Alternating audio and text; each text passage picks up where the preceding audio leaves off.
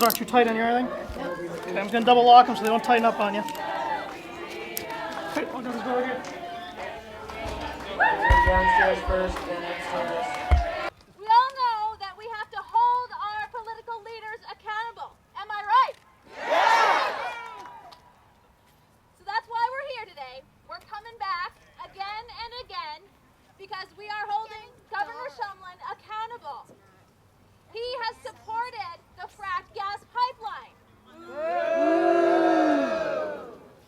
Somehow that doesn't fit with his rhetoric around climate change. Am I right? Yes! Now, if you choose to participate in this action and enter the building, you may be risking arrest. We'd like to invite you to come in. There will likely be a dispersal order, but we can't guarantee that. Again, hence the accountability. I invite all of you who are going to join me in the sit-in to move toward the band, and they will be starting us off with a march. And remember, folks, power concedes nothing without a demand. It never did, and it never will. Frederick Douglass.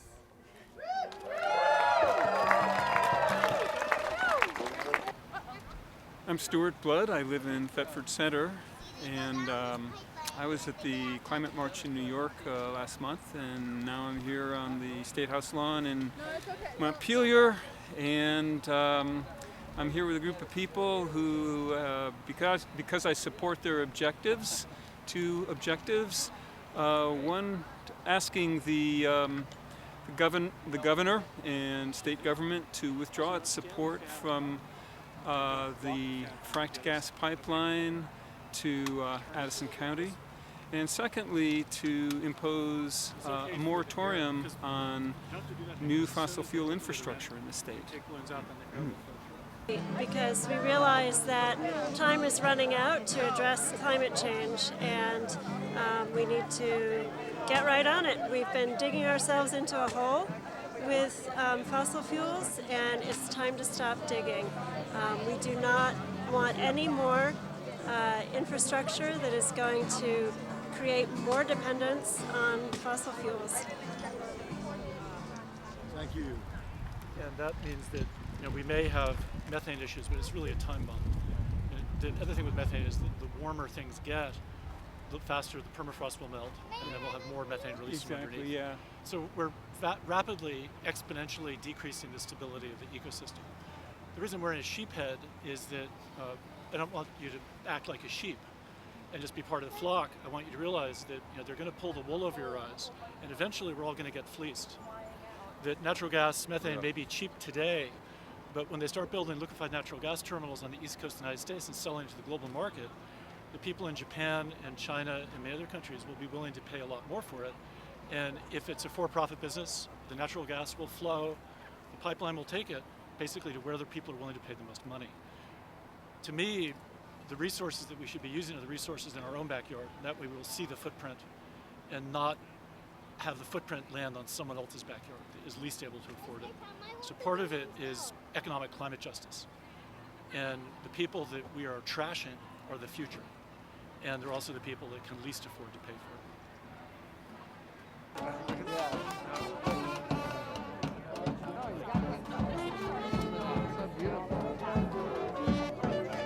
Your hand over your heart. Yes, I pledge allegiance to a new world of cooperation and love. Yes. We don't need no stinking fossil fuels. We can live without them. Much better. Exactly. We demand a better world. Unfortunately not.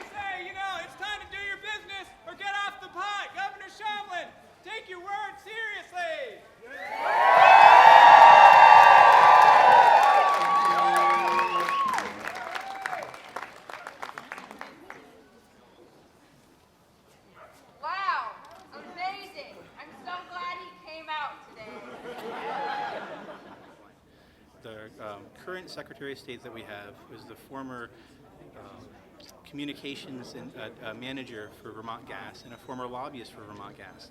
And I think when we have Vermonters who are losing their property and under the threat of losing their property through eminent domain for this fracking gas pipeline, and in a state where we have very loudly and clearly stated that we don't want the frack gas pipeline, it shows that there's something broken in our government, and that these lobbyists and special interests that have come in there and lobbied for this pipeline have drowned out the people's voice. So I'm here in support of putting an end to this pipeline, putting an end to the fossil fuel infrastructure, and raising the people's voice and empowering other people to raise their voice as well.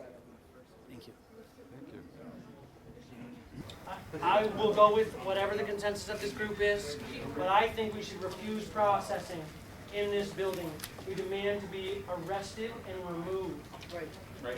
I am not going to be a little hush-hush backroom frickin' deal in here. The media is still all thick as thieves through here. And I don't care what these guys think is politically expedient. We want to keep living on this planet. Amen. Yeah.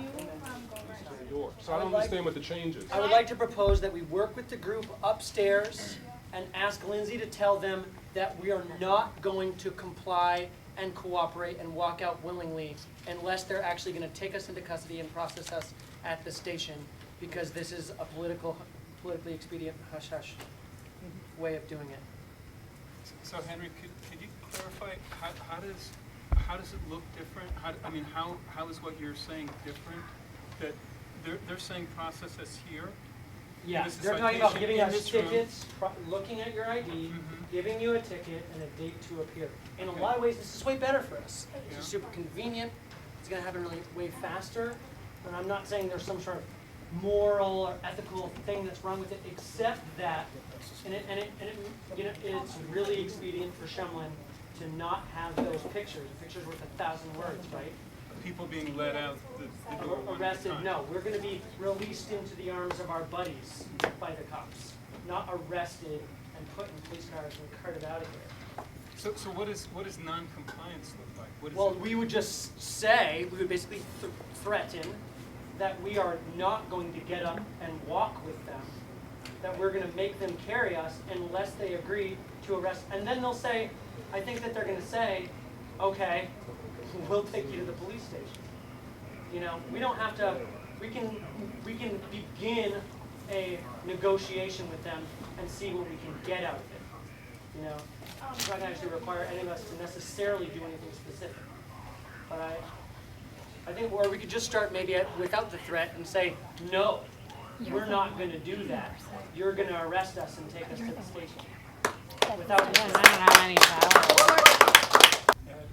I guess what I'm struggling with is the only thing that I think what I'm hearing has changed is that some people anticipated that after there were arrests, we would be escorted out of the building to somewhere else, and that there would be this media event taking place. That's what I'm hearing some people think is the change. And I'm struggling with that because there's been media all over this place all day long.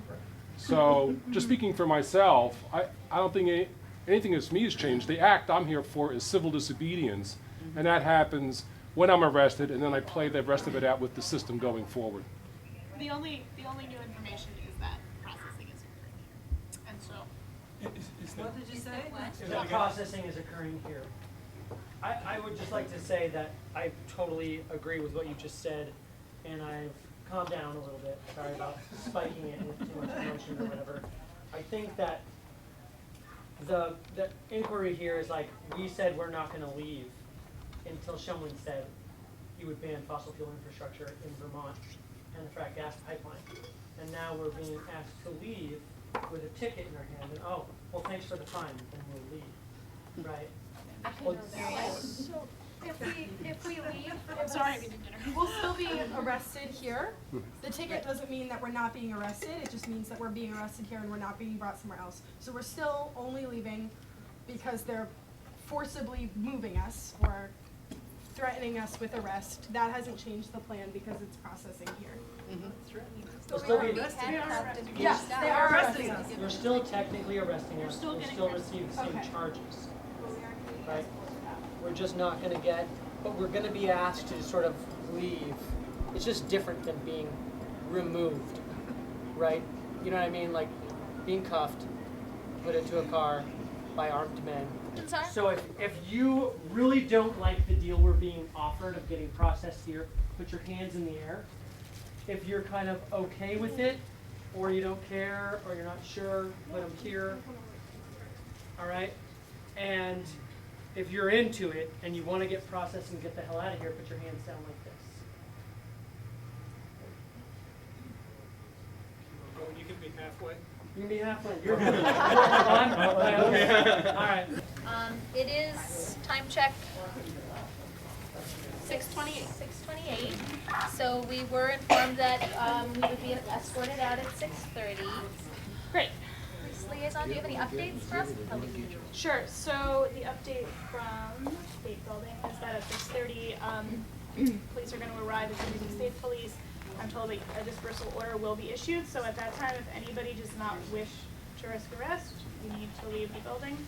At that point, the request from the state is that you walk out on your own accord. And those are the broad strokes of it. I do know that there are some people upstairs who don't have ID. If that's the case for anyone else down here, it would be good to know so I have a count of about how many people don't have ID to let the police know. Why? Exactly. I'm wondering the same thing. Okay.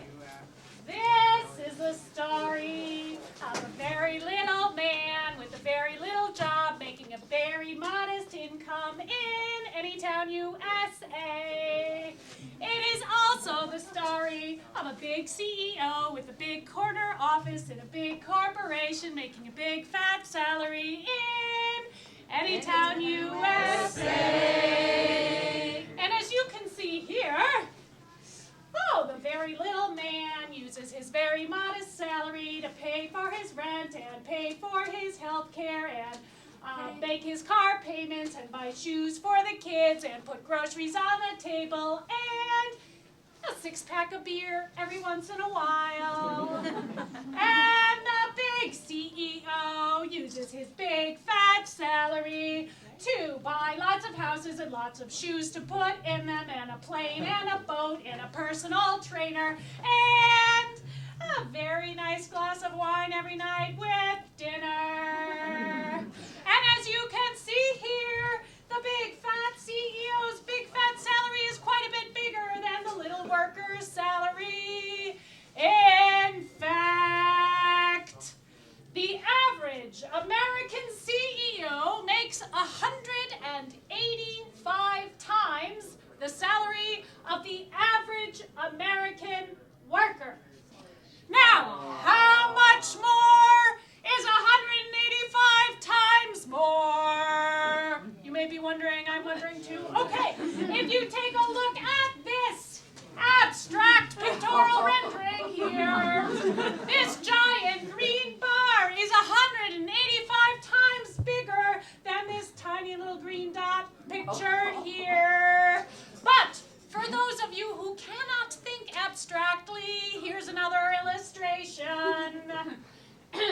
If you took this tiny little ant, ladies and gentlemen, and magnified him 185 times, he would be large enough to lift this house on his back and strong enough to crush a limousine in his mandibles. Why? Why? Why?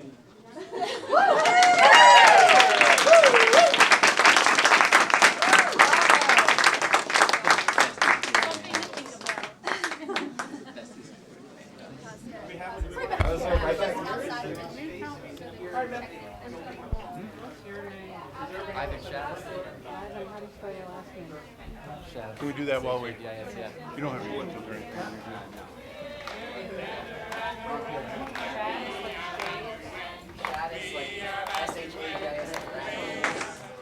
We who believe in freedom shall not rest until it comes.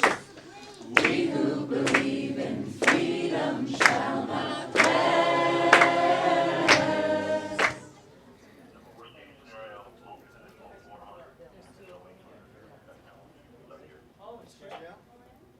guys don't mind. They asked me. All right, love you guys. Oh, we're just gonna walk you out? Jeez, I feel weird about it, y'all. I'll see you in a minute. All right.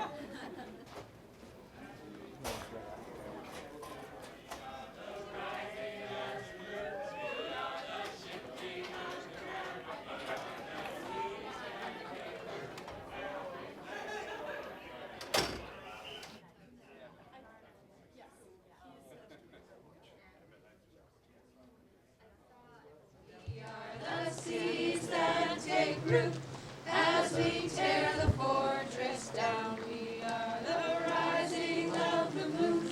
We are the shifting of the ground. We are the seeds that